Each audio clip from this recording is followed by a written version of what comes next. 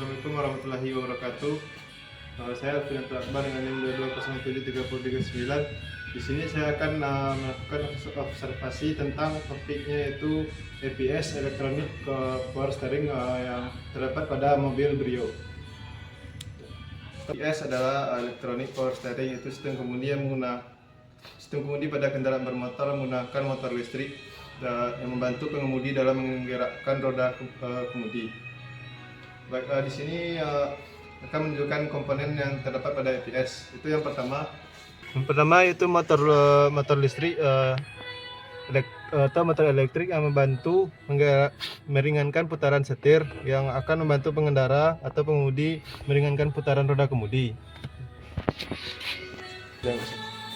Yang selanjutnya yaitu ECM atau Electronic Control Module. Modul ini menerima informasi dari sensor-sensor dan menggerakkan akuator berupa motor listrik setelah melakukan kalkulasi yang diperlukan.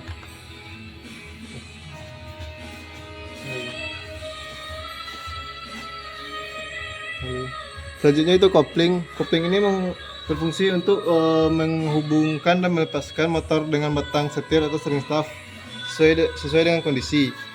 Memutuskan motor listrik kapan harus diputus atau dihubungkan berdasarkan perintah dari ECM. Agar bila kondisi tidak diperlukan, maka kopling akan memutus motor listrik, misalnya kecepatan sudah tinggi, supaya kendaraan tetap stabil.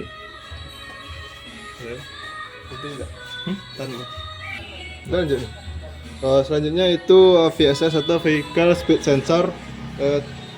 VSS terletak pada gearbox VSS terletak di gearbox.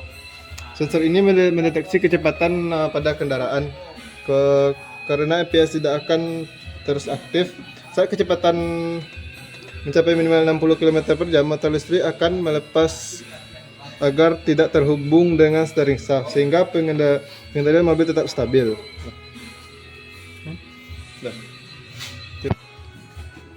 Selanjutnya itu torque sensor, yang berfungsi memberikan informasi ke ECM atau Electronic Control Module jika setir mulai diputar oleh pengemudi. Sensor ini memberikan informasi kepada control module ketika setir mulai diputar oleh pengemudi.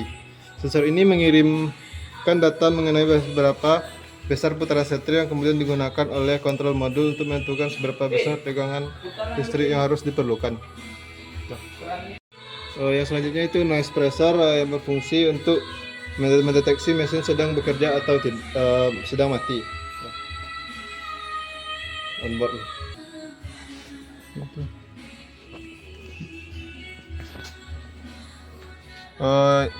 Di dashboard ini berupa indikator di panel instrumen yang akan menyala jika ada masalah dengan sistem EPS. Ini adalah lambang sistem EPS-nya.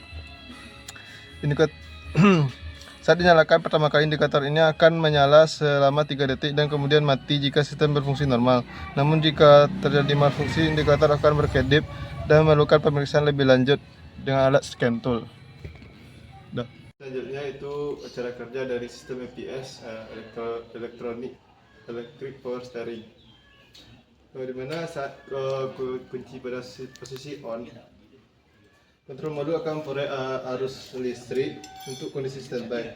Bersamaan dengan itu, indikator EPS pada dashboard akan menyala. Saat mesin dihidupkan, noise pressure segera menginformasikan pada ECM untuk mengaktifkan motor listrik. Dan kopling pun langsung menghubungkan motor listrik dengan batang setir. Salah satu sensor yang terletak pada steering rack bertugas memberi informasi pada ECM ketika setir mulai diputar.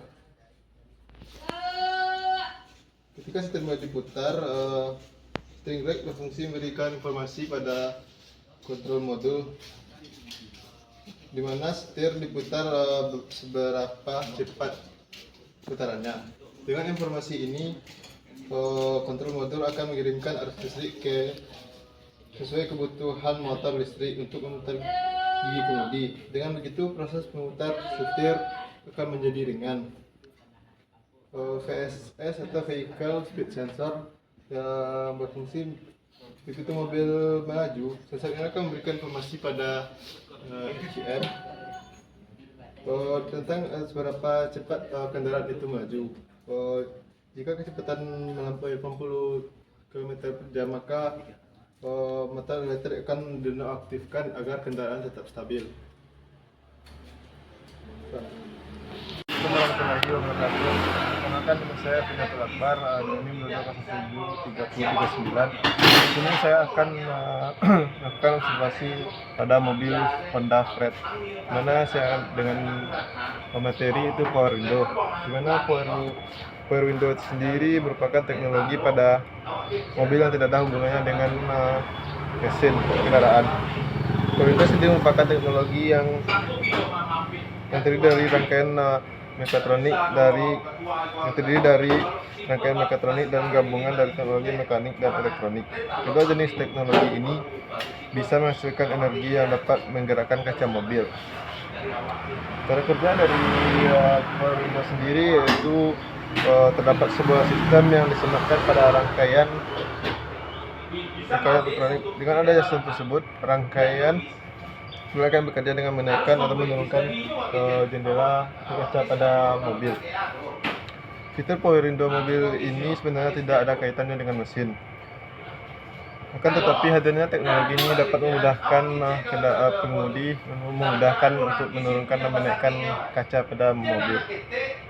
Selain untuk kenyamanan, power window juga dilengkapi dengan sistem keamanan. Hal ini memungkinkan pengemudi bisa mengontrol dan memastikan dapat mengunci kaca mobil dan pintu mobil dengan terkunci dengan baik saat berkendara.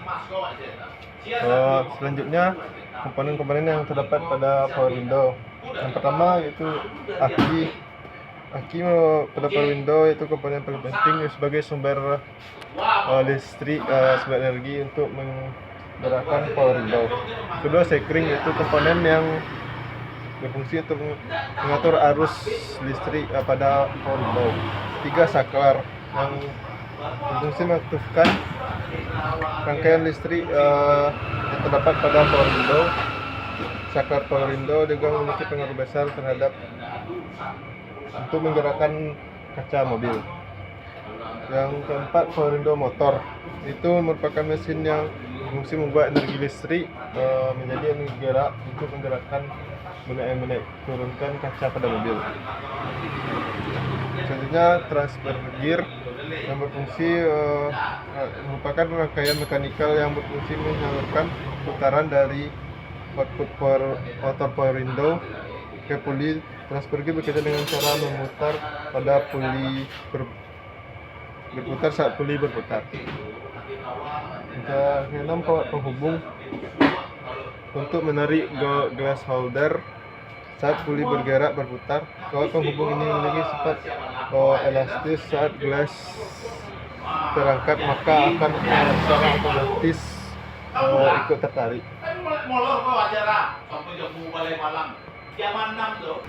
Selanjutnya yaitu cara kerja dari power window. Pada umumnya mobil keluaran terbaru yang dilengkapi dengan power window yang sangat canggih. Untuk lebih jelasnya bagaimana cara kerja, yang pertama itu cara kerja manual. Saat menutup manual, cara kerjanya itu ketika menutup manual dimulai pada pengemudi memposisikan kontak mobil pada posisi on. Selanjutnya, saklar di sisi pengemudi akan ditarik sehingga membuat arus listrik dari aki akan mengalir ke kumparan relay utama power window. Relay selanjutnya akan menyalakan integrated circuit di saklar utama dan menghidupkan transistor untuk mengalirkan ke motor power window sehingga kaca jendela dapat dinaikkan dan diturunkan. Yang selanjutnya, saat membuka manual, setelah kunci kontak pada posisi on, saklar di sisi pengemudi ditekan, maka arus listrik pada power window akan mengalir ke relay utama power window.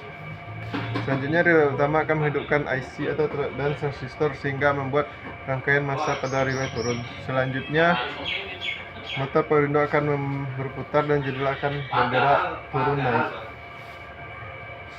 Saat menutup otomatis, ketika kaca jendela mobil Untuk otomatis power window pada posisi ditarik penuh sehingga membuat rangkaian power window menerima sinyal otomatis. Selanjutnya rangkaian kontrol akan menahan agar transistor utama dan transistor posisi naik tetap aktif selama kurang lebih 10 detik. SRS airbag yang terdapat pada mobil Honda Freed, mana SRS airbag sendiri itu yang bekerja menggunakan sensor ECU yang terpasang pada fitur ini. SRS airbag pada umumnya dirancang menggunakan bahan kimia seperti natrium asda NaN3 dan kalium nitrat NO3. Saat mobil terjadi benturan yang keras ketika dalam keadaan kecepatan tinggi, maka sensor ECU pada SRS airbag akan berfungsi mengirimkan sinyal pada SRS airbag. Sensor tersebut biasanya berupa benturan yang keras sehingga sinyal akan mulai bekerja secara otomatis. Ketika sensor airbag mengirimkan ke bagian ketika sensor sudah berhasil mengirimkan sinyal ke airbag, maka otomatis kedua bahan kimia tersebut akan bercampur secara otomatis. Ketika natrium azida dan kalium nitrat bertemu, maka kedua bahan tersebut akan menghasilkan nitrogen panas, sehingga itu SRS airbag yang terdapat di mobil Honda Freed ini terdapat di dashboard dan juga di pengemudi, di setir pengemudi. SRS airbag pada mobil ini bekerja menggunakan sensor ECU yang terpasang pada fitur ini.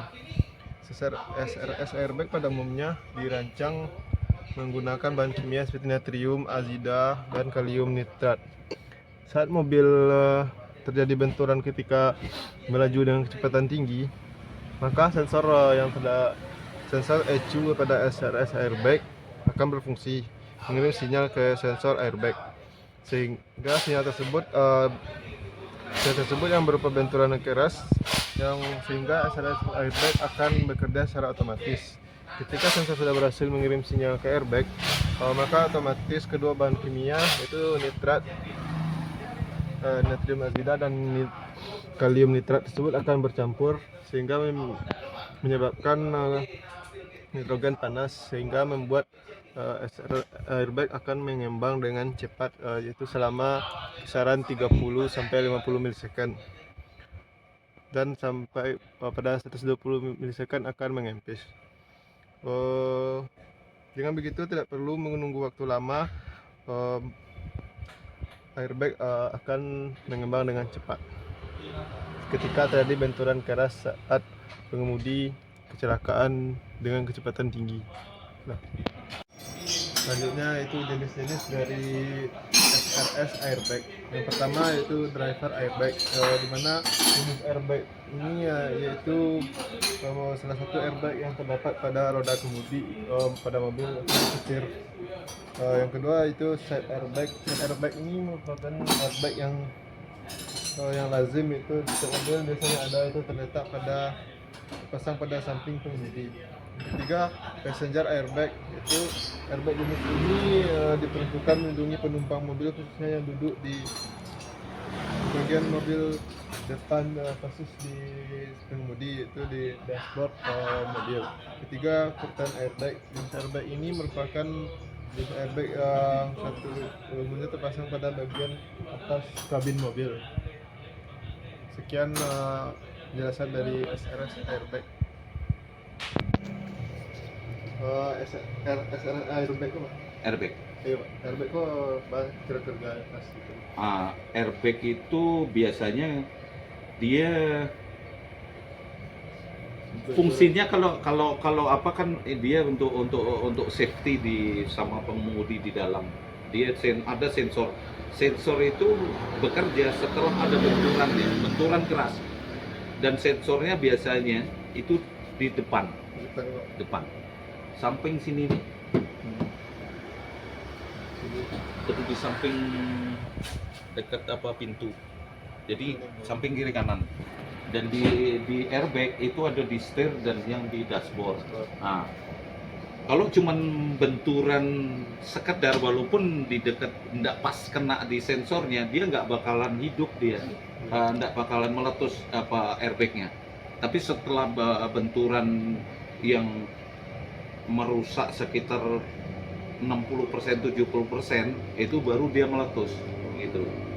Dan memang kalau untuk cara kerjanya kan memang diatur oleh sensor, dan sensor itu diposisikan di titik-titik di mobil yang kena benturan-benturan keras. Biasanya benturan yang kalau umpama tabrakan dari belakang itu nggak bakalan meletus karena sensor di belakang itu nggak ada, karena safety-nya itu kan untuk pengemudi. Jadi pengemudi karena pas di depan. Jadi untuk sensornya pasti di depan. Kayak gitu. Mungkin kalau di sebenarnya kan banyak juga sih permasalahan di mobil yang nggak cuma melulu di airbag-nya